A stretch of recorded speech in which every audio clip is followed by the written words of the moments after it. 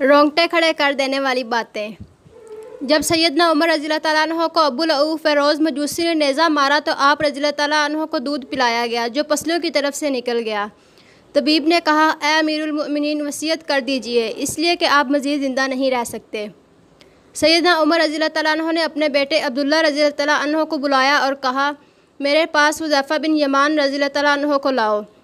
حذیفہ بن یمان وہ صحابی تھے جن کو رسول اللہ صلی اللہ علیہ وسلم نے منافقین کے ناموں کی لسٹ بتائی تھی، جس کو اللہ کے رسول اور حذیفہ رضی اللہ تعالیٰ عنہ کے علاوہ کوئی نہ جانتا تھا۔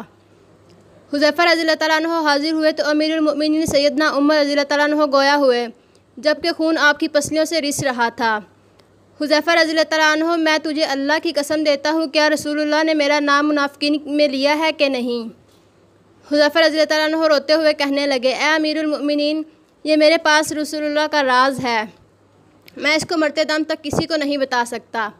سیدنا عمر رضی اللہ تعالیٰ عنہ کہنے لگے، حذیفہ، بلا شبہ یہ رسول اللہ صلی اللہ علیہ وسلم کا راز ہے، بس مجھے اتنا بتا دیجئے کہ رسول اللہ نے میرا نام منافقین کے جدول میں شمار کیا ہے یا نہیں؟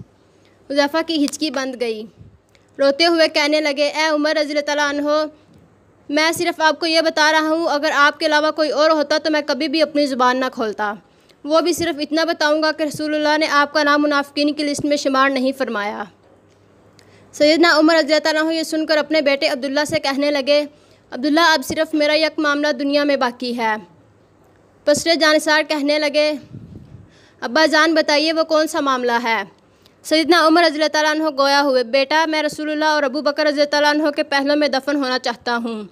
اے میرے بیٹے، ام المؤمنین عائشہ رضی اللہ تعالیٰ عنہ کے پاس جاؤ اور ان سے اجازت طلب کرو کہ عمر اپنے ساتھیوں کے پہلوں میں دفن ہونا چاہتا ہے۔ ہاں بیٹا عائشہ رضی اللہ تعالیٰ عنہ، یہ نہ کہنا کہ امیر المؤمنین کا حکم ہے، بلکہ کہنا کہ آپ کا بیٹا عمر آپ سے درخواست گزار ہے۔ ام المؤمنین عائشہ رضی اللہ تعالیٰ عنہ کہنے لگیں، میں نے یہ جگہ اپنی قبر کے لیے مختص کر رکھی تھی، لیکن آج میں عمر کے لیے اس سے دستبردار ہوتی ہوں۔ عبداللہ مطمئن لوٹے اور اپنے ابا جان کو اجازت کا بتایا۔ سیدنا عمر رضی اللہ تعالیٰ عنہ یہ سن کر اپنے رخسار کو زمین پر رکھ دیا۔ آداب فرزندی سے معمور بیٹا آگے بڑھا اور باپ کی طرف دیکھا اور کہا، اس پیشانی کو زمین سے کیوں اٹھایا؟